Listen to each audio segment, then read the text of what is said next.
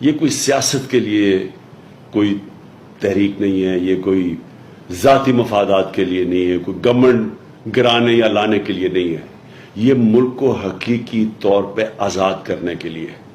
یہ جب سے پاکستان بنا ہے، جو تحریک پاکستان تھی جس میں ہم نے انگریزوں سے آزادی لی تھی، یہ اب اس کے بعد حقیقی آزادی کی تحریک، اتنی بڑی تحریک اب شروع ہے۔ اس کا مقصد کیا ہے؟ اس ملک میں جو فیصلے ہوں وہ ملک کے اندر فیصلے ہوں، کوئی بیرون ملک کے پتلے ہمارے ملک کے فیصلے نہ کریں۔ دوسری چیز انصاف ہو، قانون کے سامنے سب ایک برابر ہو، انصاف سے انسانوں کو آزاد کیا جائے، انصاف دے کے اس ملک کے اندر خوشحالی لائی جائے، کیونکہ انصاف کے بعد ہی خوشحالی آتی ہے۔ یہ چھوٹا سا طبقہ جو قبضہ کر کے بیٹھا ہوا ہے، جو ہر وقت چوری کرتا ہے اور اپنے آپ کو NRO دے دیتا ہے، ان سے آزادی کے لیے یہ تحریک ہے۔